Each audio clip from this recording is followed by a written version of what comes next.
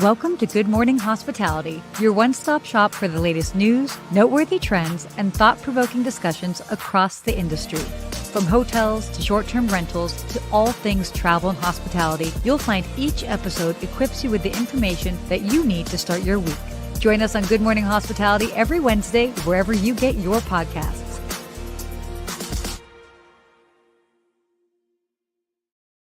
Woo! Good morning. Or should I say buongiorno? Buongiorno, Sara. Oh my gosh, I love it. I should have a cappuccino next to me in honor of you. Un espresso, per favore. Oh, wow. Grazie. Grazie mille. Grazie. Oh my gosh. Okay. Well, first of all, welcome back. Thank you. Just got back. Yes, last night from Florence, Italy. What an amazing quick trip, guys. Sarah said, inspired me. I did a quick one. Left Friday night, got there Saturday, Sunday, full of energy, enjoyed everything. Maybe a little too much fun on that second day, and then had to recover on the third day. Whoa. It was a lot of fun, though. Wait, did you meet strangers and have hang out with strangers? I met strangers. I hung out with people. I had dinner at this really cool place called La Giostra, where the owner is like a rock star in Florence. And I had a lot of people tell me to go there, but you need reservations 3 months in advance. But I showed up, said what I was doing there, and they're like, all right, wait 30 minutes. We'll put you at a little table. And that little table was next to these two women that were travel advisors. And we get to start talking about travel and all the cool things that we're doing, and a lot of fun. So, oh my gosh, I love this. I have to say, I was watching along on the stories, and it made me so happy to just see you were out there just exploring and doing it. I was like watching all the stories. It was great. I've never done that before, and it made me, I'll tell you something. I felt like I was traveling with a bunch of people because I've never posted stories like that all day consistently. And then everyone's messaging me saying, show more stories, continue doing it. This is so cool. Here's a recommendation. It was a lot of fun. People love to watch stories in real time of one traveling. And as you said, people like, oh my gosh, you should go here. You should go here. It happens all the time. And that's one of the things. I mean, I've obviously been doing that for a very long time, but when I travel, I mean, yes, okay, engagement goes up, but again, as you mentioned, next thing you know, oh my gosh, I have a friend that's there, and the next thing you know, offline, people are connecting, and it's great. It's fun too, and you do feel like you're traveling with people because you've got people. I felt like I was actually traveling with people, not by myself. Because the day I didn't do it, I was like, oh, I don't have my whole crew with me now. But I needed a day just to explore and really watch and see and journal and think and be inspired by the amazing art, and it was just really, really cool.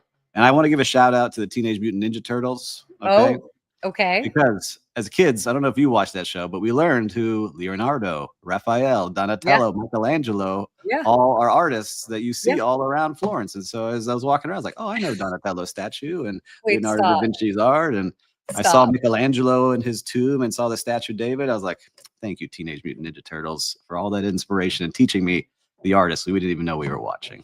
I can't believe that is what you were thinking. Who was your favorite Teenage Mutant Ninja Turtle? Oh, now I'm going to say Michelangelo, of course, right? But they were eating pizza, right?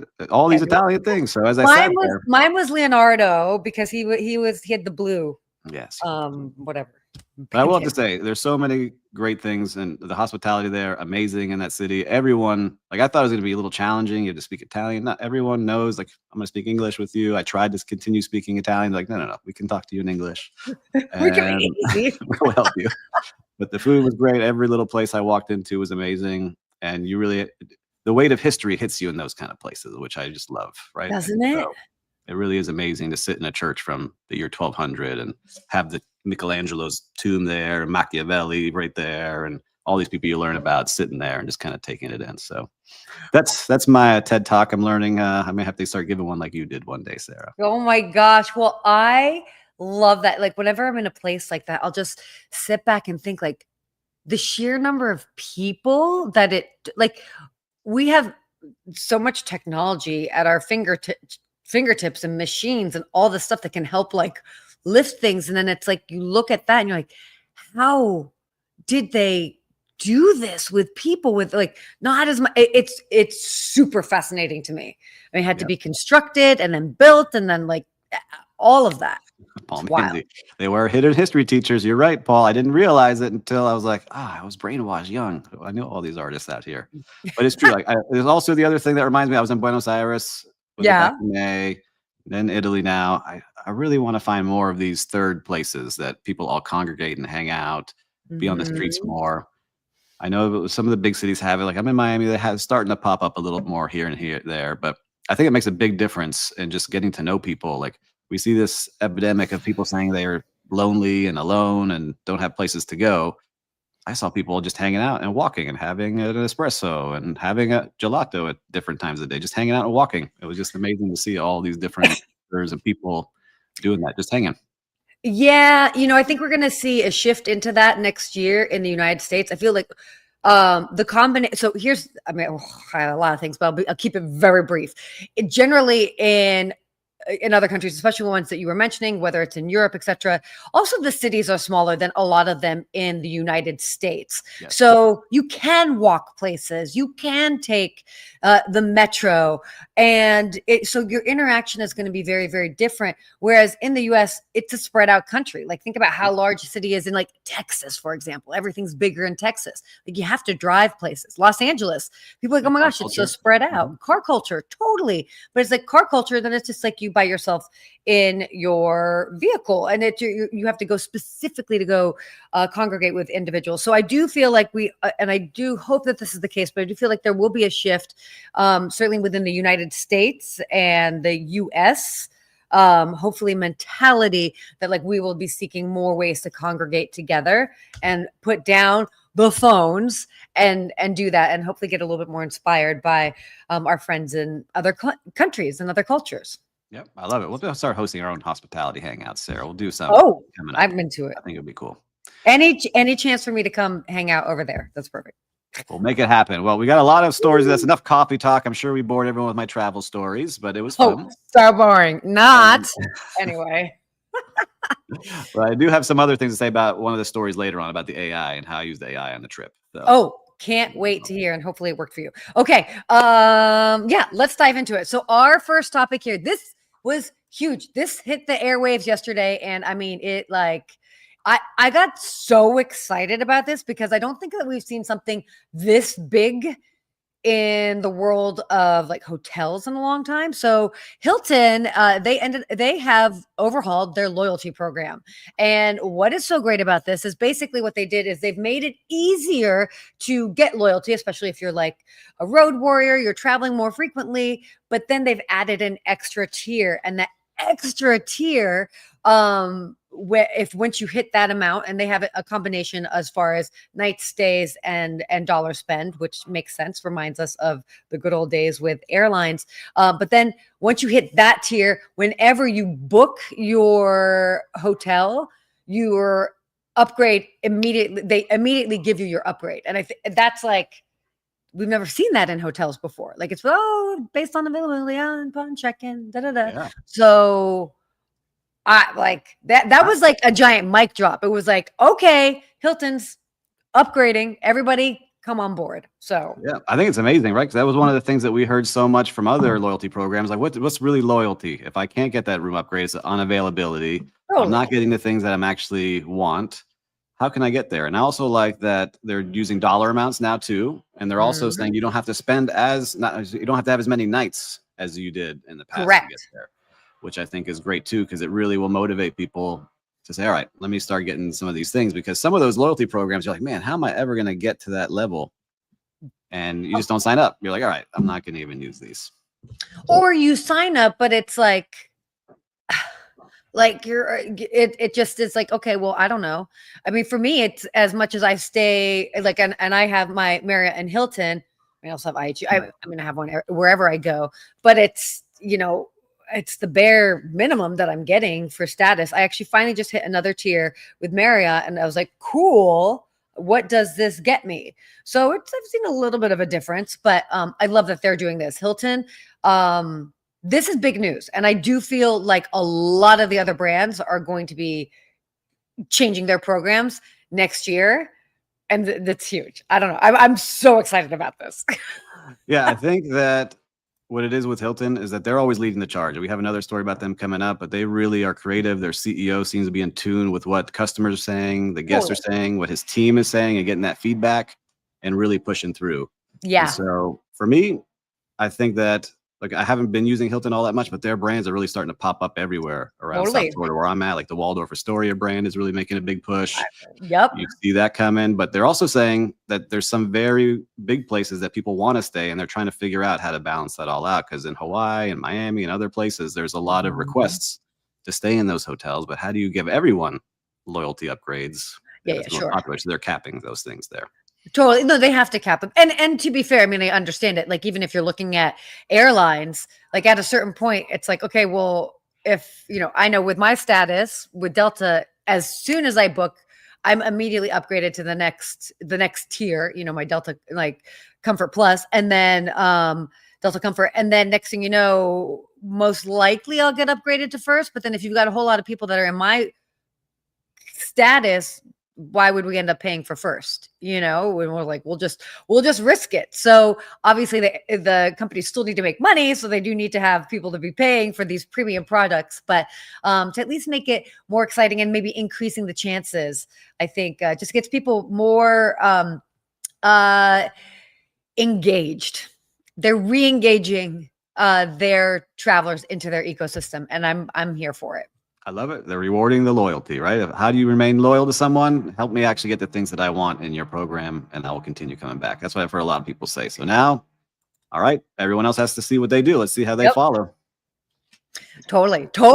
So why don't we go on to our next topic here? Also with our friends over at Hilton as well as Marriott, they have been responding to the hotel talent crisis. So both companies are rolling out new recruitment, retention, and training initiatives, kind of focusing on, I like this, the upskilling, career development, and sort of improved workplace culture. So what kind of stood out for you from this? This is great. Yeah, I think this goes back to when we started talking way back in 2000 during the pandemic, and people who had been ultra, this is my family, I'm here, I'm working in this hotel for 20, 30, 40 years, and all of a sudden you're gone, you're out.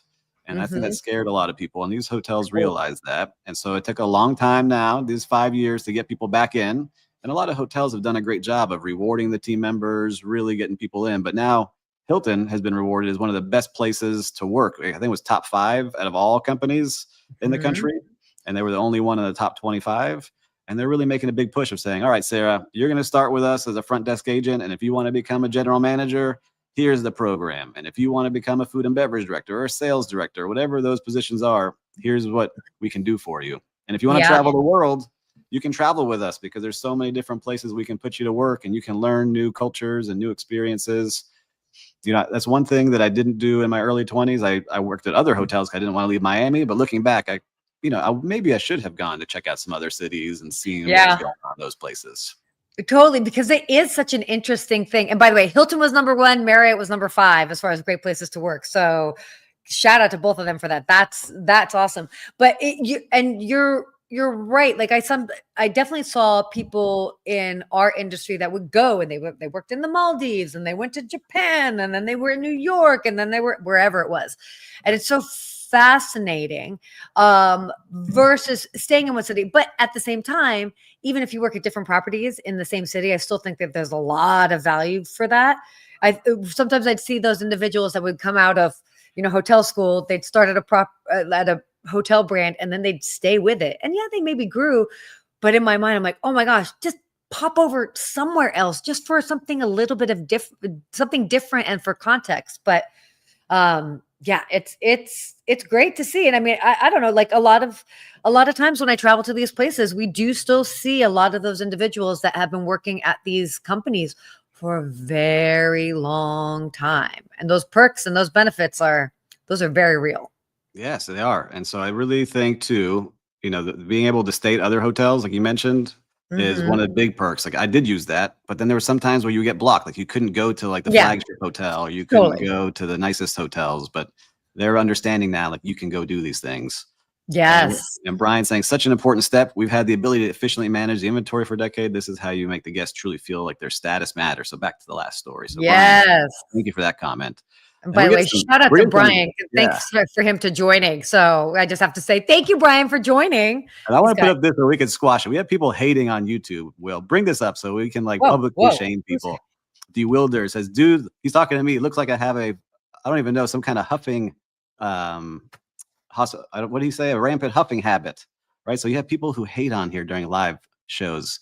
And I just want to say, everyone, don't be afraid to put out content. Even if you have haters out there, make sure that you still put out the stuff because it makes you feel good and you're helping others. So thank you for all of our fans out there.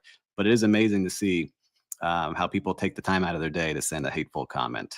Don't worry, Steve. I blocked them. So no more. It's all right. I just like seeing these comments that come up because we don't share all the live comments, but it's just, No, we don't. don't worry. Put out content. Don't worry about the haters. They're sitting in their underwear at their grandmother's house in a basement somewhere posting on there. This one. Amazing. I like Moody Johnson, though. This lady is just dynamite. She is. Dynamite. Yeah, I'm a firecracker. That's all right. Anyway, that's my my talk there for put out your content. You're gonna have haters, and if you didn't make it if you don't have haters. So. Oh my God. No, totally. Oh my gosh. Yeah. I mean, that's so true. You definitely, well, that's when you have the pushback.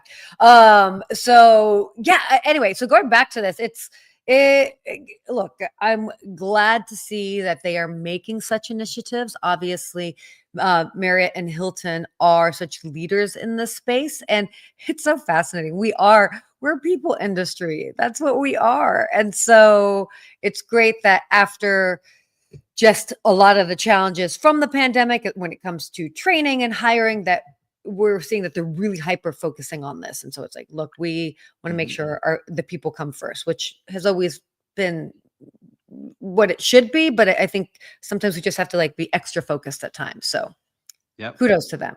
So what's funny, I keep looking at the comments come through. But anyway, what's funny is that what I like seeing this is that they're taking Hilton and Marriott are really listening to their team members, and they're saying, we want them to buy in. We want them to have a say in what goes on. They're taking their advice. They're using it within their hotels.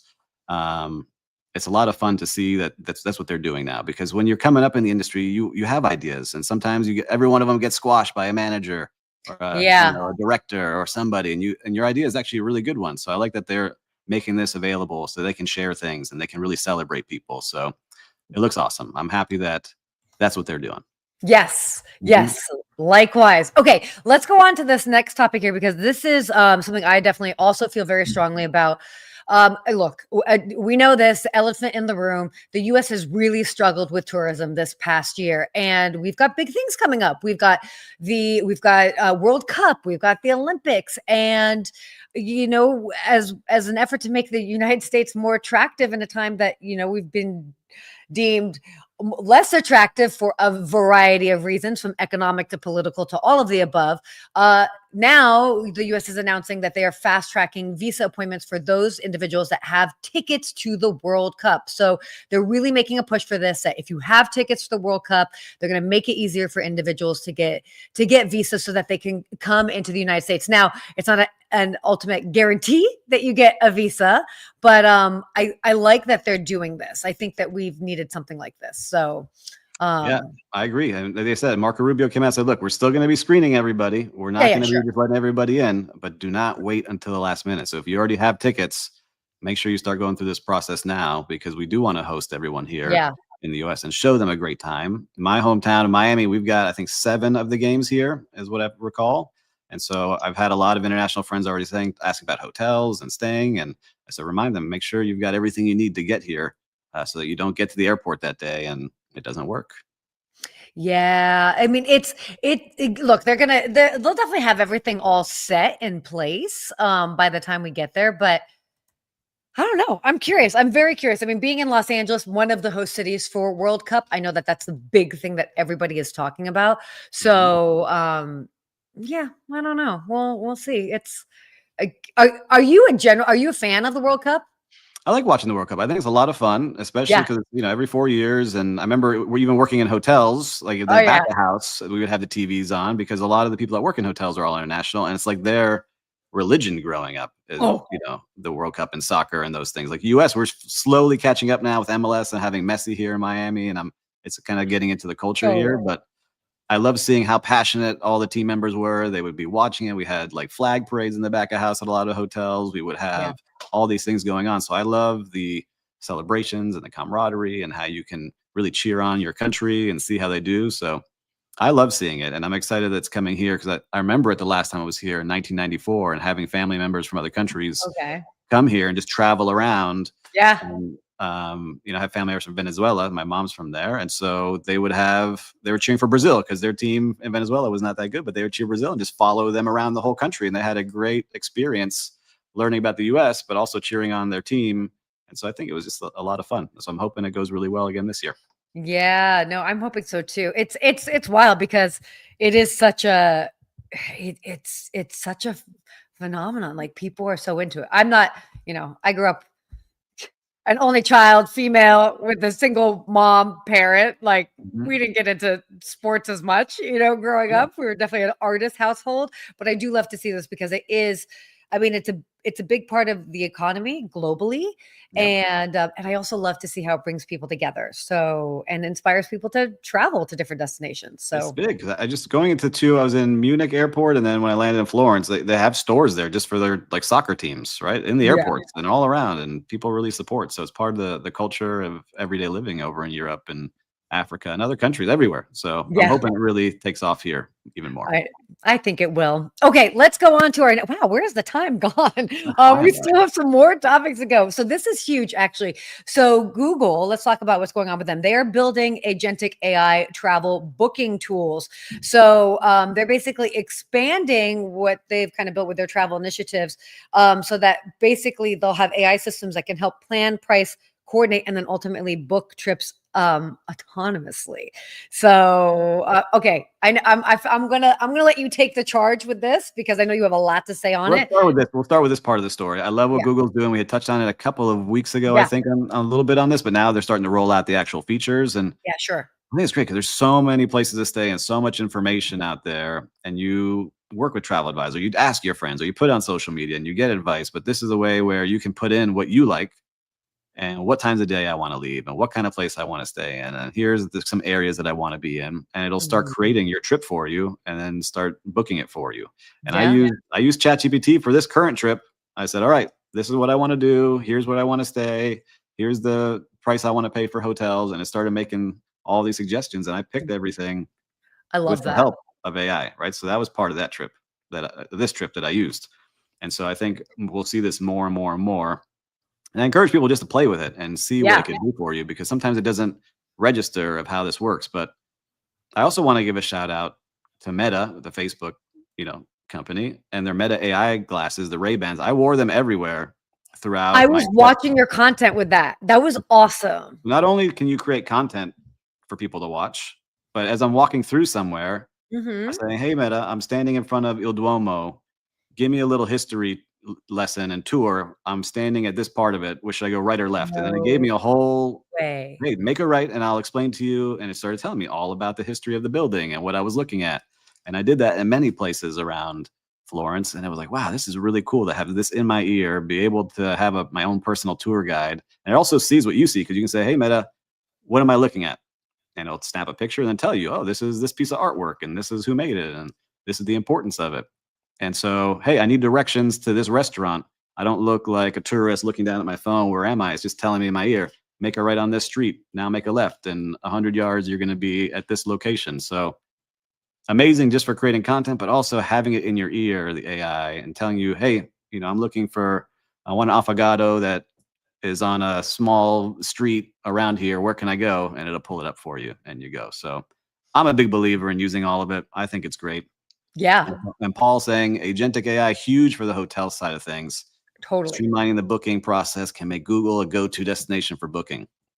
And so, Gloria, I'm Glory. excited for Meta Contacts. I agree with Contacts.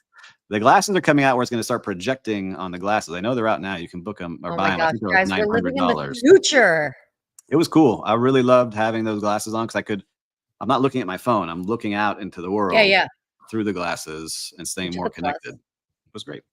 That is Anyhow, very cool. that's I my need to get a shout on that. pair. I don't have a Yeah, pair you should yet. have one already. Yeah, You would yeah, like I them. could. Yeah, no, I think I would like them.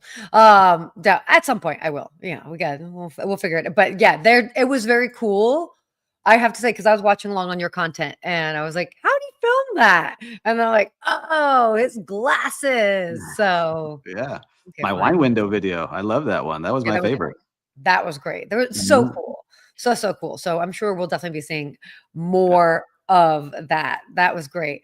Okay. Well, should we kind of talk about some outrageous travel stories? I think so because one of them made me laugh out loud about Okay. Why don't you take the charge on this one? which headline are we getting? Which headline are we putting up, Will? If we don't The have it. one that made you laugh more. All I right. know. I'm just going to read the headline. Let me open up the story itself Yeah, because yeah, this yeah, was yeah. crazy. I know where you're going. And here's the headline, everybody. A pig in Australia steals 18 beers from campers, gets drunk, and fights cow.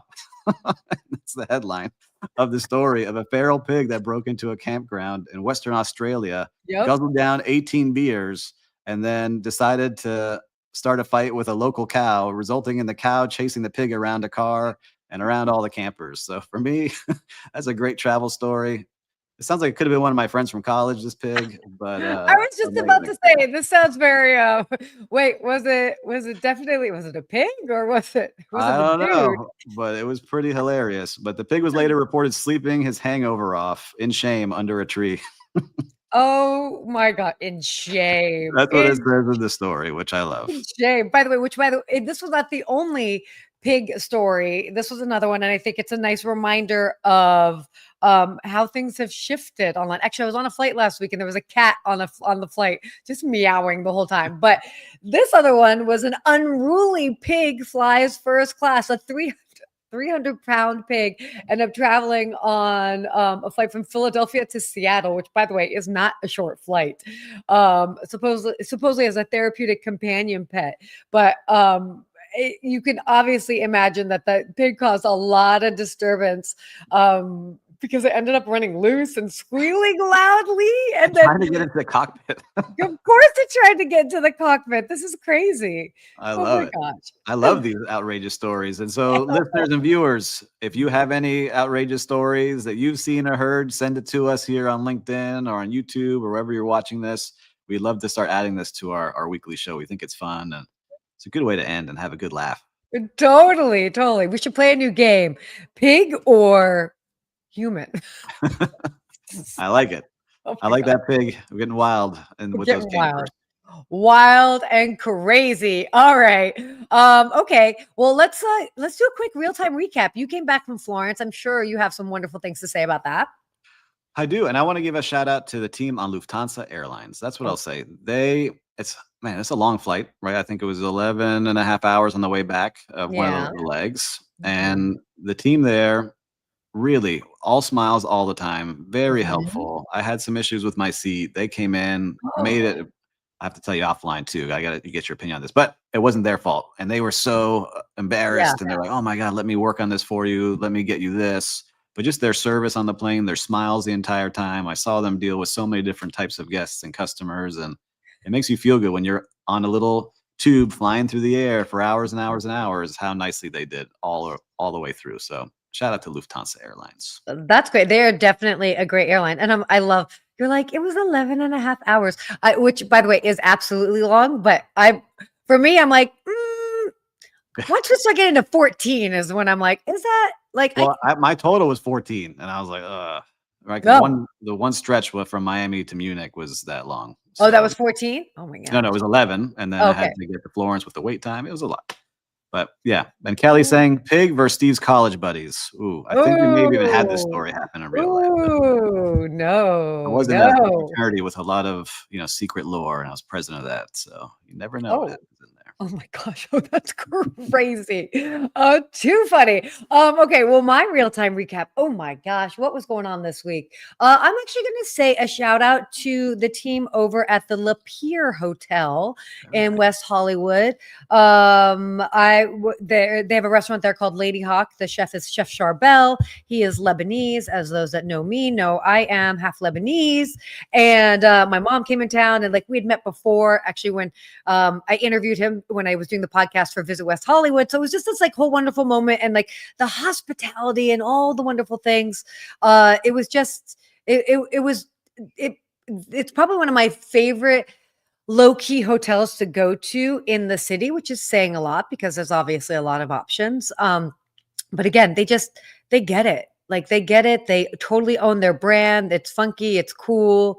But they are consistent with their service. By the way, all the way from valet to bussers cleaning the tables. So everybody was exceptional all the way around. So shout out to the team over at the Lapeer Hotel in West Hollywood. Good job with the hospitality out there, everybody, all over the world.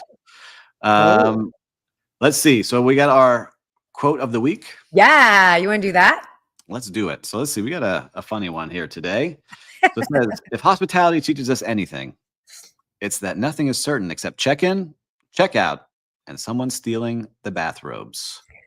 And that is anonymous. We don't know who said that. I'm going to say it's Will Slickers who said that. Stealing the bathrobes. Oh, You God. get charged. Even if you take them, you're getting charged, people. You're definitely So, getting be charged. careful. And everybody knows I'm not a bathrobe person anyway. So I find that so Well, that's true. silly. Hospitality, everything. Yes, you have check-in and check-out and all these crazy, but there's so many crazy things that happen in hotels. You never know what you're going to come into. You know, there's certain days that I would go to a hotel. Oh, it's going to be a slow day today. And that would not be the case. Yeah, right. Oh my gosh. No, it would Yeah. just be, it's like, oh man, I did not wake up and choose crazy today. Crazy A chose lot of people me. do. That's true. And they need to stay home. No, I'm kidding. We love everybody when they play within the lines. Anyway, Well, we had a great show today. I appreciate everyone joining in the comments, even to all these wild ones that you guys are not We seeing got some coming wild through ones. today. I think that's from doing the vertical video, guys. I All think right. the vertical video came through. So Sure let's see. I'm gonna just give them shout outs because if they're watching, hey, Moody Johnson, and thank you for all the comments, and Austin thanks. Gentile, and all these other people that love to throw out these crazy statements on here. Thanks for joining. It helps us for sure on the algorithm. I appreciate you. Yeah, totally. Bring it. Bring it. Bring Yeah. your friends next time. Yeah. But until next week, hey, stay Stay hospitable, everybody. hospitable. We're getting so good. We are. Bye.